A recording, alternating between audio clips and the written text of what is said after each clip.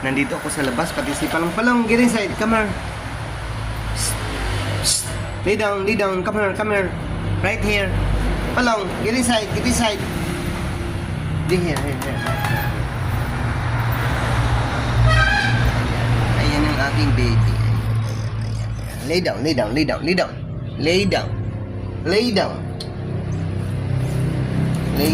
Very good. Humiga. Parehas kami naiinitan eh. Kasi yung tubig dito, gusto niya ng mga ligo. Huwag mo akong kalabitin, Palong. Aray ko, kinakalabit ako ng Palong ng aking baby dog.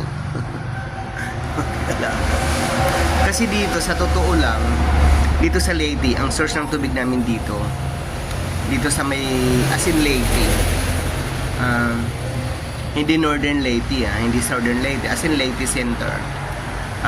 Ang source ay nandito sa amin ng tubig. Pero alam nyo ba, makakaakyat na yan papunta doon sa second floor pag alas 2 na ng madaling araw. Pag ganito, hindi gumagana ang tubig. Pag wala kang water pump, saka na siya gagana. Yung dati-rati government pang may-ari, kasi ngayon private agency na eh. Aywan ko, bininta yata ng mga walang pera o kaya mga scammer or ano, whatever. Ibininta sa bilyonaryong tao. Itong bilyonaryong tao, may mga housing to. Tapos ngayon, meron niyang may nanay, may anak na nasa gobyerno. Oo. Malalaki. Tapos hindi man lang makapag-suggest na ang Leyte, kung saan kinuha ang tubig, doon pagbigyan ng priority. Pero wala. Alam niyo ba kung bakit? Nahihirapan pa kami kasi ang dami namin mga complain na may pumutok na hose doon, mahinang tubig. Hindi naman lang pinakikinggan. Samantala ang tubig is nanggaling sa amin. Ayun, nakakainis, no?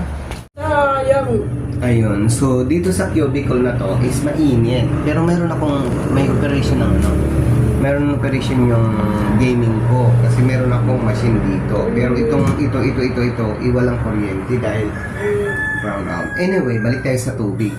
Kaya yung aso ko gusto maligo dahil wala siyang tubig kasi mahina yung ng akyat ng tubig dito papunta dito sa amin. Tapos pag mayroon man is mamaya pa yan.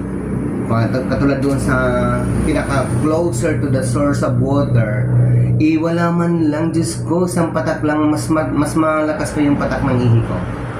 Pagdating ng alas 2 saka na siya akyat doon sa bahay, doon sa isang bahay. Pero dito naman sa ay mas lalo na dito. Yung ibang mga tao nagreklamo na din dahil. Pero yung dati government pang may-ari ang nagmamanage yung water. Halos pumuputok ang mga pipe dahil sa lakas ng temperature. Ngayon siguro wala nang oxygen, wala nang yata ng hangin na sa mga na ipupush yung tubig papunta dito sa wala na. Kasi as in wala. Kasi kung hindi ka gagamit ng water pump, hindi ka talaga, wala kang tubig. Yun ang nakakainis. No? Kasi mainit eh. Wala din. Marami din kami dito. Puro din mga supply din. Wala din kuryente. Wala din tubig. May tubig ko, konti lang. Pag once walang kahit nga may tubig mahina din kahit nga may kuryente, mahina rin ang agos ng tubig eh. Ayan. So yun ang mga kaganapan dito ngayon sa lugar ko. Ang init, parang dito nakatambay lang ako dito sa mga pinto. Kasi dito ang ng hangin eh. Dito yung hangin pumunta dito sa akin. So malamig. Ayan. So yun. So kung sino man ang mga kinauukulan dyan sa mga tubig tsaka kuryente, magbago na kayo. Huwag na yung gawing dati-rate. Ganun din. Yun lang yun. Bye.